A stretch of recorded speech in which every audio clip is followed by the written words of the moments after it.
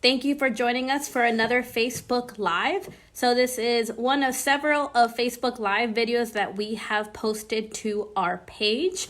My name is Rachel. I am an environmental educator at Sea Turtle Inc.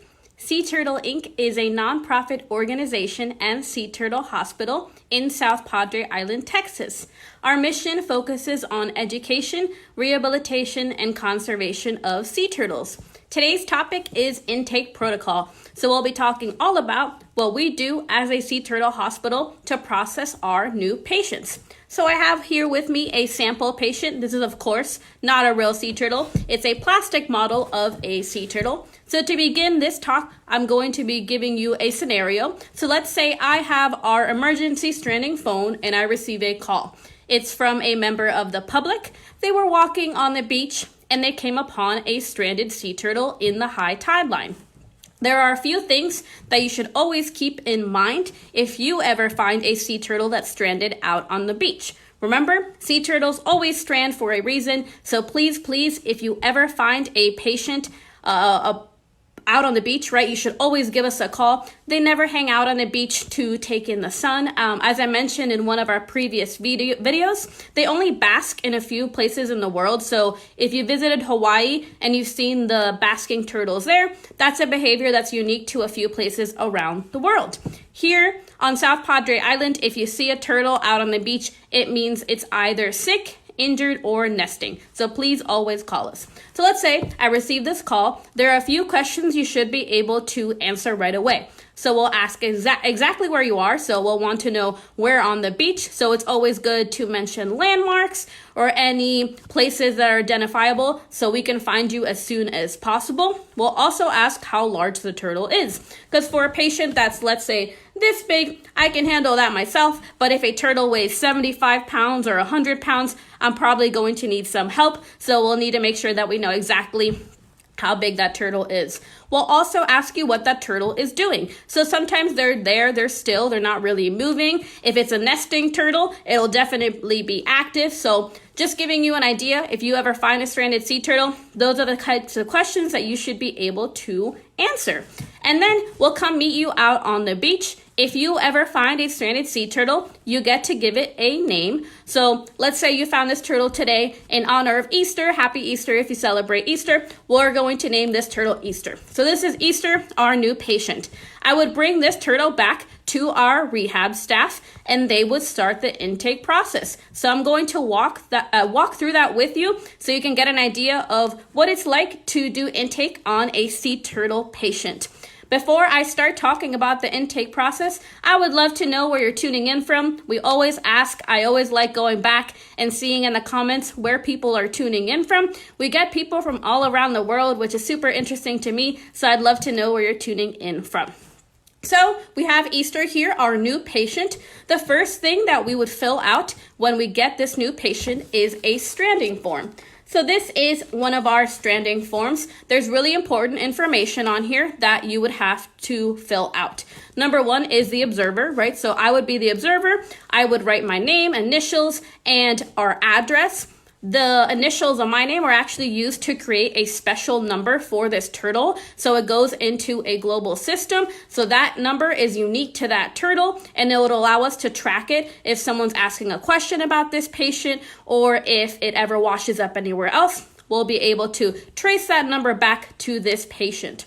We will also write the date, always of course important. The species, so this is actually a hawksbill sea turtle, so I would note that on the form. We will also write a specific location, very, very specific. So exactly where it was, as I mentioned, the member of the public found this turtle in the high tide line, so we would indicate that, as well as where exactly on the beach. So if we can get GPS coordinates, that's the best. If we can only get an estimate, we'll note that on the form as well. We will also note the sex of the animal, so if it's a male or female. This Animal is too small for me to know that, so I would write unknown on the form. We also write the condition of the turtle because we document a form for every single turtle that we find out on the beach, whether it be dead or alive. Now, this is a live patient, so I would note that on the form, of course, and then I would also note where I took that turtle. So what hospital it was taken to, because this form is not just for Sea Turtle Inc., it's a form that other sea turtle hospitals use as well. And then I would actually scan this turtle for something we call a pit tag. A pit tag is a tag that you would give like your dog or cat, right? So an under the skin tag, this allows us to scan turtles and track them, which is really interesting. It's not a satellite tag. Those are the ones that rest on top. They're kind of bulky. They're very expensive. Those are used on larger animals. Pit tags go under the skin, and they're just a number ID that we can scan for. Now, we actually put the pit tag in the front left flipper here, and we will scan all the flippers just in case it's moved around or a different hospital put it in another location. We'll also scan for other types of tags and look for other types of tags. An example is a metal tag. Now, this patient actually has a metal tag, which let me show you so you can see a little bit closer. This is what a metal tag looks like. So right here, I'm pointing to it with my finger. You'll see it has 3 letters and 3 numbers. Metal tags go on the outside of the skin. We reserve them for larger animals, so we'll never put a metal tag on a small animal just because they are a little bit large, so you wouldn't want to put it on a 3-pound animal. But all of our nesting mamas, we will actually put those metal tags on.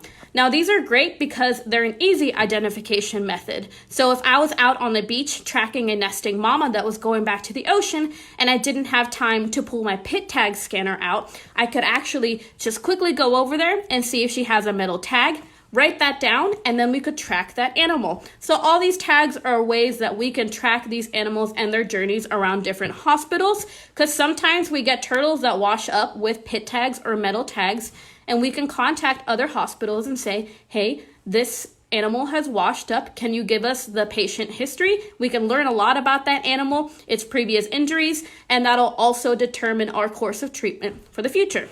So moving on from tags, other important things we do are measurements. So we will do curved measurements. So we'll use a measuring tape over the carapace, which is the shell of the animal. We'll also use a caliper to do a straight length. So all those measurements are really important. It's really important for data collection of these animals, and it teaches us a lot about average widths, average lengths. So really important data to take. We'll also take the weight, which is really important because it'll determine our medication calculations that I'll talk about in just a second. And other than that, at the bottom part of this form, we'll actually mark any wounds or abnormalities that you see. So sometimes turtles come in, they're covered in algae and a ton of barnacles. Those are important notes because that could have indicated that that turtle was debilitated for a long time, right? Because if it has on average more barnacles and algae than another animal, that could mean that maybe it was slow and kind of hanging around the waves for a while. So we would write that in our notes. But let's say for this patient, I don't see any physical abnormalities. It's really hard for me to determine exactly what's wrong with this animal. So this is actually something that happens, very often in our hospital. Patients will wash up. They just kind of appear debilitated, and physically there's nothing wrong with them. So the other things that we do for our intake protocol are really, really important from this moment on. So I'll talk about those now.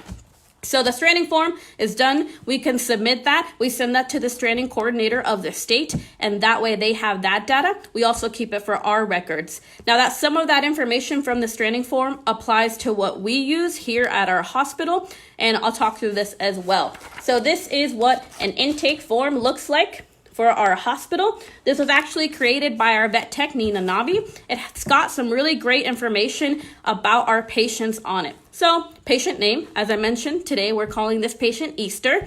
The stranding number, which I talked about, that uses the observer's initials as well as the date. And then primary problem. For this animal, we're not sure, so we're going to write unknown. And then we'll write the species, weight, measurements, those things like that. She's also got a really important checklist on here because sometimes it's really overwhelming when we get patients in, right? We're busy with other things, so we want to make sure that we have this checklist to make sure that we do everything that we need to for this patient. So we've got the stranding report done. that's done. We're good. We want to check the body condition. So this is a score, out of 5. 1 to 5 to say if it's an average body condition, above average, or below average. This is important because it'll determine how much we feed that patient. Let's say for this patient, he's looking pretty average, so we'll give him a 3 out of 5. We also take lots of pictures. Pictures are really, really important to note progress in our hospital, to see any new injuries that might pop up, anything like that. So lots and lots of photos. We also did the tag check, so we can check that off. We did measurements, we did the weight, and then we move on to what we do here at the hospital. So first is blood work. So we have in-house blood work that we do, which I'll talk about. We also have blood work that we send off to a lab that processes a lot more than we are able to here at the facility. So we have our in-house blood work as well as our blood work. For our in-house blood work, we look at 3 main factors. Those are PCV, total protein, and glucose. PCV is packed cell volume. This is looking at the percentage of red blood cells in this patient. This is important because if it's less than 20%, we have to give this patient iron. If it's greater than 20%, that patient is good and we don't have to do any modifications. We also look at total protein. Now this value, if it's under 2.0, we will actually administer a quarter dose of fluids. If it's greater than 2.0, we will administer the regular dose of fluids. This is just because if the protein is really low in the blood, we don't want to drown this turtle. So we have to make sure that we measure this factor correctly, and then we'll kind of modify how much fluids that patient is getting. We will also look at glucose. Now we actually use a glucometer and a little test strip just like you would if you have diabetes and you've ever used those. That's what we use on our patients. So if the value is greater than 60, good to go. That patient's getting regular fluids, Normosul fluids. If it's below that value of 60, we will actually give them dextrose to up that blood sugar, and we'll check it the next day to kind of see how those values are changing. So aside from blood works, we'll also do medication. So our patients get things like antibiotics, vitamins, we have antiparasitics. There's lots of different medications we can give our patients. We'll also do wound care. Now this turtle doesn't have any wounds, but if they had, let's say, an entanglement, we would actually remove that, clean that wound, and do anything like that. And then we will move on to the x-rays. So we have an x-ray machine on site. I have a sample x-ray here from one of our previous patients, so I'm going to use this as my sample. So let's say that Easter here, again, looks physically great, but we take in for an x-ray, and this is what their x-ray looks like. So, looks pretty normal, except if you can notice this honeycomb pattern here in the lungs, this usually indicates that the patient has pneumonia. So that would explain why physically this patient looks okay, but it has pneumonia. So that's probably why it washed up in that debilitated state. So x-rays are great because it provides us a look inside the body so we can kind of see what else is going on aside from any physical injuries. So that kind of completes the intake form that we have. Again, blood work, and we'll look at mentation. So if it's very active, the turtle looks depressed. But other than that, that completes the intake form. And we've also got some other forms that we fill out. So there's a lot that goes into just processing one patient. So imagine if you get multiple patients in one day, it's a lot of work. But we have a medical log. This one, of course, is blank. So we'd write the name of the patient and then any information. So every time they give medications, they take an x-ray. We can write general notes on there, whether that patient is eating, anything like that. We always start them on a trial diet. So we give them a little piece of each kind of food that we have here at the hospital to see what they like. And if they're eating, that's great because we want all our patients to be eating. Usually it takes them a couple of days to start eating. We also have their medication administration record. So this allows us to write the medication, the dose, the frequency, and then the method. So for example, if we're giving a medication in the muscle or subcutaneously, we can note that. It's just a really nice way to stay organized. Our vet tech, Nina, has done such a great job of creating all of this for us. So each patient has all of the information and paperwork that anybody would need to learn about that patient.